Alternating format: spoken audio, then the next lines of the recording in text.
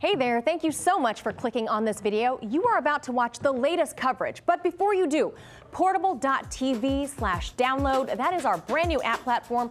You'll get a sneak peek, exclusive content, one-of-a-kind app experience really that you can't get anywhere else. And now onto the video you came here to see. U.S. officials, including House Speaker Nancy Pelosi, are lobbying America's European allies not to do business with Huawei.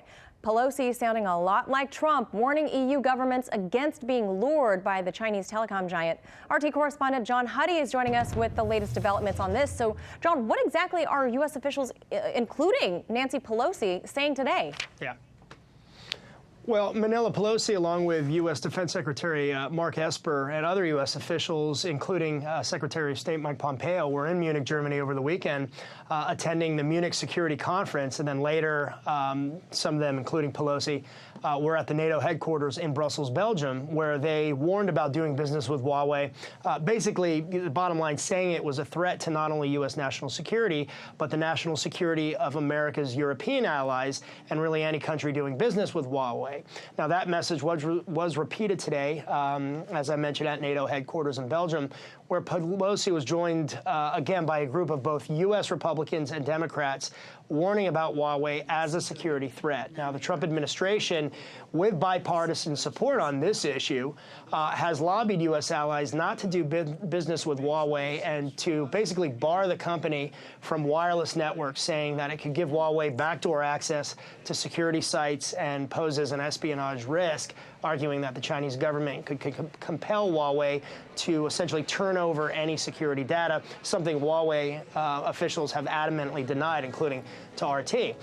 It's a concern, however, that European officials have also voiced. The British government said last month that while it would allow Huawei to develop some of its 5G networks, it would do so in a limited capacity. The European Union, while also not banning Huawei, recommended limiting the company's 5G network reach as well, basically keeping it at arm's length of any critical national security sites. This as the Pentagon has reportedly dropped its opposition to Trump administration efforts to make it more difficult for U.S. companies to supply Huawei with technology from overseas facilities. The U.S. Commerce Department put Huawei on an export blacklist in May, cutting it off from companies that were sending billions of dollars worth of parts to Huawei. Now, speaking of Nancy Pelosi, Speaker Pelosi, I mentioned that she was in Munich over the weekend, and she talked about basically the danger of doing business with Huawei. I believe we have a soundbite from her. Listen to what she also said about that. This is very dangerous. This is about choosing autocracy over democracy on the information highway. It's about putting the state police in the pocket of every consumer in these countries because of the Chinese way. And along those lines, and kind of going with that message, on Friday, Senator Rick Scott of Florida, here in Florida, proposed a bill that would crack down on U.S. companies selling products to Huawei, writing, quote, "We know Huawei is supported and controlled by the communist regime in Beijing, which continues to violate human rights and steal our data, technology, and intellectual property.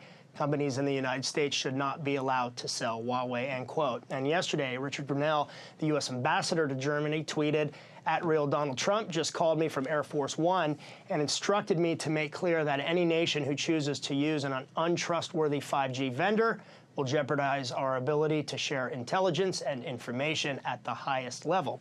Well, that sparked a response from China, with a spokesperson for China's Ministry of Foreign Affairs tweeting, Ambassador Richard Grenell tweeted on consequences of choosing an untrustworthy 5G vendor. Who is he threatening? Who's the real threat? Remember, Snowden said, talking about Edward Snowden, Snowden said U.S. spied on Chancellor Merkel's phone, exclamation point, end quote.